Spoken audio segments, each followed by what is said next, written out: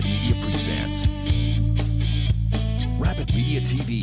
Scott McGregor here with Rapid Media TV, and I'm in the Jersey Paddle Sports Show with Kayak Kevin. Kevin, we did a screening of the Real Paddling Film Festival on Friday night, and it was really nice because I could introduce you and you could come up and introduce the film. And you got quite a history, man. This kayak fishing thing, you had a whole life before this. Absolutely, a whole different life. Tell me about that. I was a musician. I was a musician for at least 15 years of my life, so it was a completely different world, you know. The last 2 years when I was playing, I was in 3 bands. I didn't see a sunset. You know, I was in practice room after work, right into the practice room. So I kind of lost touch of the outside for a while. And you know, when I was what brought you back? I needed a break. It really was just kind of a get away from it for a while, and it ended up kind of going a little bit further once I got into it. But you know, my roots were being outside. My dad used to take me on camping trips a lot when I was a kid. Did a lot of canoeing when I was a kid. So all that was still in my roots, and I felt that I needed to get back to it. So you started kayak fishing, went into it heavy.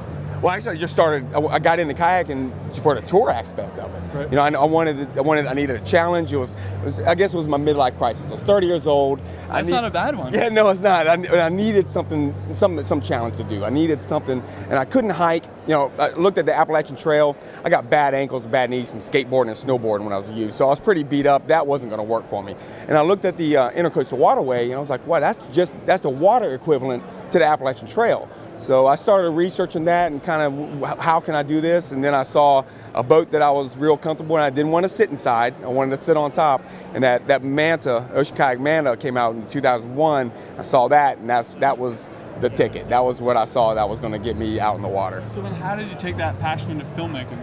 Were you doing filmmaking with a band, or is that something that you just brought along right into the kayaking? It was something I always kind of wanted to do. I always, you know, wanted to do something like that, but the Game On movie was probably the pusher. You know, we spent a week with salmons and the crew and couldn't catch the targeted species. You know, and you know, watching that and seeing that whole process, I knew that I wanted to film what we did. We do some really cool stuff, and I really wanted to get that on film.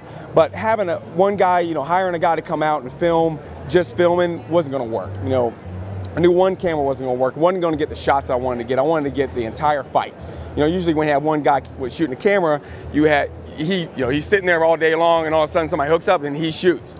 I wanted the cameras running the whole time. So that's how I just started figuring out what I wanted to do, how I wanted to get the shots, and you know, it was basically just make the financial commitment to do it, and that was the time and all that. Yeah. So you've got a new project coming.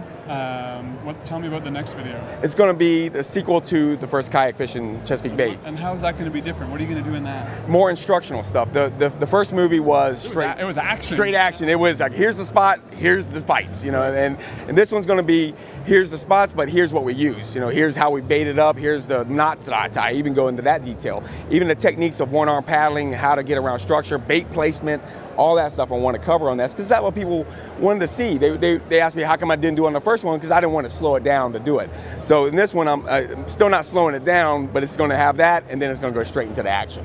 Great. And so filming this summer, production in the fall. Well, what's the schedule? I've already filmed most of it last year. I still have to shoot one more segment, a flounder segment, because that's something I didn't do in this movie, and I still have to shoot that. And I've got pretty much the rough cuts already done. I did that, you know, January through February. I just sat behind the computer every day and got a lot of that done.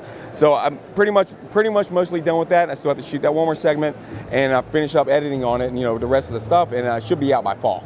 Great. Thank you very much for taking the time. Thank you. All right. Scott McGregor here with Rapid Media TV, helping you paddle forever. All right. You're very good at that. Rapid Media TV. Learn more about Rapid Media's print and digital magazines, International Paddling Film Festival, on-water events, and online store. Visit rapidmedia.com.